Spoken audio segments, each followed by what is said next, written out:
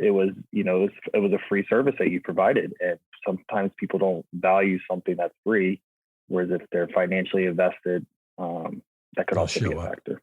They'll show up. Yeah, I got to agree with you on that one. The free obviously caused people to step back and, well, what's he going to really be asking me for? Right. That was always coming up. It's always like, what is he asking for? I'm not asking for anything.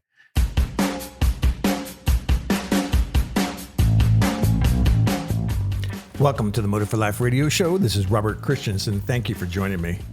I'm so happy this week to be joined by my intern, Cecil Clark. He's a young man who I ran into through an acquaintance who was looking to elevate his self-worth and didn't even know it. I'm so glad that he joined us over the last several months to help intern for our masterminds. And I wanted to get his take, having been in the front row seat of not only working with me, but also to see how the other people change through this process. All right, enjoy. What did you learn as a result of being an intern? First off, being my first intern here at Motive for Life. Dun, dun, dun, dun. So you got Kristen, so you got to be dragged around in my inconsistencies and my nuances and stuff like that. But being part of this, mastermind thing, what was that like for you? It was great. I learned a lot. I really enjoyed the campaigns and learning about how you formed your narrative, the narrative behind each email marketing campaign, and everything that went in with that. So okay, let's break that down. So what does an intern do? Is really what the question is. Yeah. So when you first started and you jumped on with me, we were talking about, creating this mastermind that we ran. And we kind of just had to sort it out at the beginning.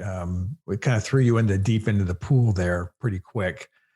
What was some of the bigger personal obstacles that you had to work through because you got a day job, right? So you're working, making money and stuff like that. And then you come running into me. So what was some of the things that you had to figure out when you dove in? Definitely time management was something I had to, grow stronger in. I work, like you mentioned, I work every day with my day job, and then I do handyman on the side. And then I added this extra piece to my day. So that was one of my biggest challenges at first. I didn't know you did a bunch of handyman stuff. Yeah, it's fun. I enjoy it. What's your specialty? Kind of anything. If I don't, okay, that's know not very specific, man.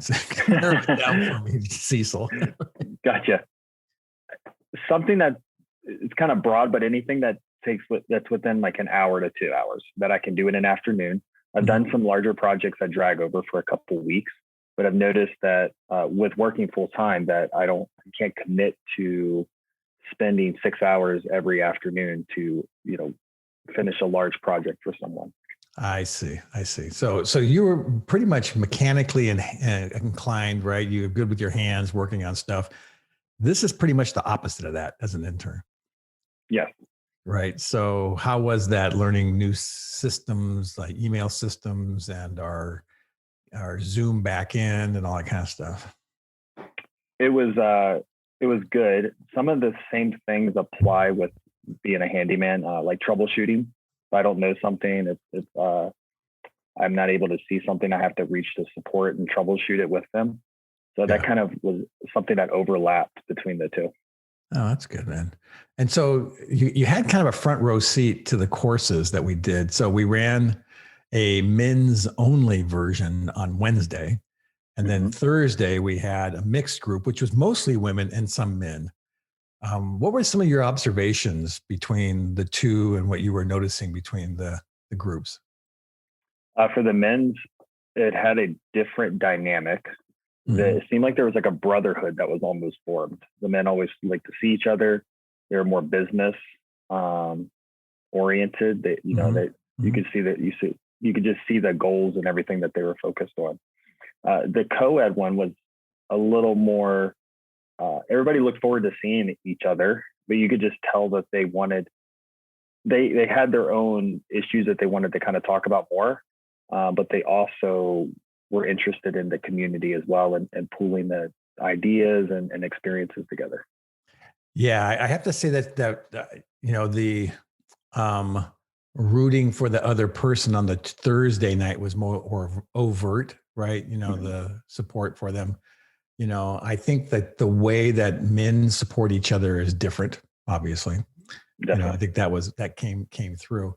So, one of the things I had that was really interesting, we had over the 4-month period, about 70 plus people register for Wednesday night, but we only had people actually show somewhere between 20 to 25 on a given night. Right. What do you think that is? Why do you think that worked out that way? It could be multiple different things. It's during the week. So right. We're coming into the summers. So people could be working overtime. They could be traveling, family commitments. Some people may not be at that point yet where they've risen their self-worth to commit to something. And they may be challenging with internal struggles. It could also be, exactly. It could also be, it was a free service that you provided. And sometimes people don't value something that's free. Whereas if they're financially invested, that could also be a factor. They'll show up. Yeah, I got to agree with you on that one. The free obviously caused people to step back and, well, what's he going to really be asking me for? That was always coming up. It's always like, what is he asking for? I'm not asking for anything. Yeah. So that was interesting. I have to say that's true. Now being in the front row seat of all the coursework that we went through and stuff, what was your takeaway on the content? What did what were some of the top things that you learned through this process? I learned how valuable donating money can be to different causes that align with your goals and mission in life. Definitely had value in growing my self-worth and identifying my purpose. It's easy to get distracted by all the things in our surrounding environment that pulls us away from, okay, I want to have a family, I want to do this, and laying out that and then working towards that purpose in life. So let's unpack the one about the giving money towards causes and purposes. So you said you popped that one out pretty quick. So let's break it down a little bit. What was it about it that really kind of stuck with you? I have an iron fist with money where I like to control everywhere it goes, and letting go and donating that money to, like I said, things that align with causes. It showed me the value of how much it is, when you bless other people and releasing some of that control. Almost like I stopped idolizing the money that I had and I put it to where, money where my mouth was, basically. Oh, well, that's an interesting take. So you think about that you had made money a very, very strong power in your life. And by releasing it to places where you think it could do good, you took the power out of it? It took the power out of me controlling it all the time. There you go. Okay. Not so much the power of money, but the power it had over you. Exactly. Yeah. That's really interesting. I have to say that's really cool. I think that, from working with you, one of the things that came to the surface for me is that I had to, what did we do? 22 weeks or so of this stuff, 23 weeks, something like that? Yeah, I think so. Yeah, there was quite a list of topics that we covered when I did the assembly of all of them. And I had to sit and prepare each one and then work through it, had a PowerPoint. For people who listen to the podcast that didn't attend, each week we would open up as an hour-long course. We'd open up with a charter, what the charter was about, why we're doing this. And then we'd spotlight a couple people with their journeys, right? So we had people who were trying to start businesses that got stuck. And then every week we put them in a hot seat and we say, hey, so what are you doing now? And then what do you got doing going forward? And I would do a Q&A with them for 5 or 7 minutes and stuff. And then they would say, hey, okay, I'm going to do these 2 things the next week. And they would do those 2 things and move it forward. And then we go into some content of a lesson for about 20 minutes. And then we break out into groups and do some work around that and then come back. And then we always wrapped up with successes. We have people who did a safe place to go, what we call it spike in the football. You'd be able to say, yeah, I crushed it on this one thing, or I did really well. And then we would set goals every month. We set short-term goals for that month, typically 3 goals, and they had to be something that were very achievable. so that people could feel what the success felt like. And so this routine went on for each week, and it forced me to step into a very uncomfortable space of articulating everything that I think is valuable to be taught in elevating self-worth. So some I think I crushed, and some I think I could have done better. There's some that I literally procrastinated on to the last minute, but showed up and still did it. But I think, Cecil, being accountable to you, being accountable to the team, and then actually having the courage to end it, because I knew how people were feeling. They all wanted to keep going, right? Definitely. They all said that, right? Yeah. Yeah. And so just saying, no, we're done, and leaving them wanting was actually a very good feeling. I just got an email from one of the guys today, Casey, who had his new website up. It looks great, man. It looks fantastic. Oh, really? Yeah. It was very nice. And so, he really did a great job. I'd love to get him on as well as an interview. So I talk about what he's done and what work he was doing and stuff as well. Anyways, so what do you think, from your perspective, you're going to take going forward, having this experience now and put in your life? What are some of the things that you think you're going to stick into your life now? Obviously, donating in time and money. I think that was one of the things that you were going to do. Right. I saw the value of how much I need to time block more. I used to time block. I kind of got away from it, and setting those boundaries in my life that I need to adhere to. That is something I picked up from doing this internship. Also, having the courage to ask for things, even though I may not feel, working with you or another higher up. Sometimes I struggle at work. Like, hey, I need you to do this because I know, that was something that asking for that I had to grow in. Remember, there's one ask I told you had to do every time the Venmo had to come along. Yep, ask you to every time. Right, and you know why I did that? Because I wouldn't do it. That's exactly right. You'd let it slide.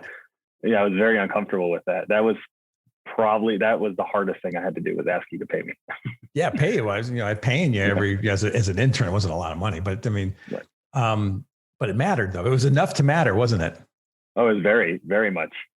It was huge. It's probably the most uncomfortable thing you put me in or put me through. Well, yeah, because you got to ask for what you deserve, right? We had an agreement that I would pay you every 15 days on the 15th and the 30th, or the end of the month. And then that I specifically would, like I'm doing air quotes now, forget, to force you to remind me to pay you. Because I knew that that's the kind of guy that you just let it slide. And that is not higher self-worth. Gotcha. So there was a lesson in their little young Padawan. Yeah, I definitely, like I said, I struggled with that. Yeah, well, so how was it now when you asked? I mean, did the last one. How was it when you asked? Oh, it was fine. It was just second nature. Exactly. Why? Because I grew my self-worth and knew that I was worthy of what I was receiving. There you go. That's exactly right. So there was these layers of lessons that come through. You also read the Mastermind charter at the beginning of the meeting. How'd that feel? It was great. There was a lot of key points in there, or key lines that really spoke to me. Like holding each other accountable. If you're not going to show up to the meeting, you reach out and say, "Hey, I'm not going to show up," because accountability is something that a lot of us struggle with. Saying you're going to do something and not doing it. Not do it. That's exactly right. And that's a low self-worth thing. People who don't have worthiness issues will say they're going to do something and then they don't do it. And then not only do they not do it, they hide. Right. Right. And so we would get emails all the time from people saying, "Hey, I'm not going to be there." And it was always the select few that would send the emails out too. That's exactly right. We may have had 10 or so people out of the whole group that would actually do that. And what it does is it gets out of their head that little marble that bounces around. Oh, I should have done this. I should have done this. I should have done this. That chips away at their worthiness. But you know what? It's a real honorable way to say, "Hey, I'm not going to be there. by just sending a simple email, and that's it. It's done. It's over. Right. You know, and it's a nice thing. And so that was another layered piece around that. Personally, the one I like the most is when everybody gives their thumbs up that they were going to be confidential with the information that they heard, that they could take the lessons away, but anytime that they would talk, they could not talk about a person or somebody's behavior or business or something like that. It was a confidential. Mm-hmm. There's an honor system, but definitely, you basically said, yes, I agree to it. Mm-hmm. And so that was pretty good as well. So, and lastly, you had planned when we first were talking about, making changes in your life. You were like going to potentially move, you're like going to get a business and stuff like that. So now that you've had this under your belt here, how has it affected your confidence about making plans or your shifts and those type of things? So probably within the first month of the mastermind, or within the first 2 months, I started an Etsy shop. First time ever doing it. First time going from concept to putting a product on the market. I'd never done that before. Finally raised my self-worth to do that. I bought an iPad. I did vector work. I'd never done that before on a couple programs. And then towards the end, my wife and I, we were looking to move out of state, but we were procrastinated. We wanted to move to somewhere that fit both of our personalities, but that's an uncomfortable thing to do, especially when you're settled into, a decent career and you have finances and family around you. So we made a trip and we came back and we felt worthy of moving to somewhere that we had been wanting to go for the last year. And now we're moving forward with that plan. My wife quit her job after raising her self-worth to find one that fulfills different things. And I was able to support that and normally I would probably be more controlling about that and say, no, let's just put it off. We don't have the finances. But because I was like, I make enough money that we can live off of my income, go, get away from that toxic environment. We're going to make this work. And I had that confidence to say it as well. That's awesome, man. That's awesome. I mean, so therein lies the gem. And thanks for following my line of questions so that would kind of unfold. A lot of times people will take this journey and won't understand the progress that they've made from the beginning to the end. But when you talk about it that way, it's so obvious the progress that you made, and you were a facilitator.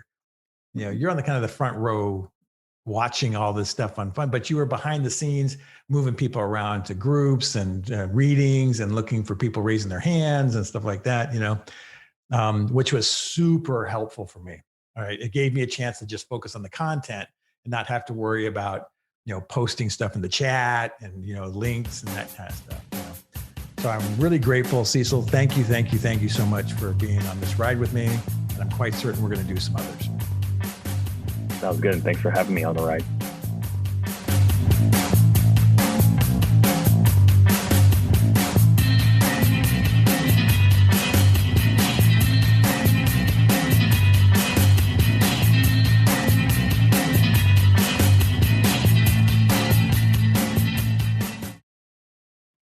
This has been a Motive for Life Productions, all rights reserved.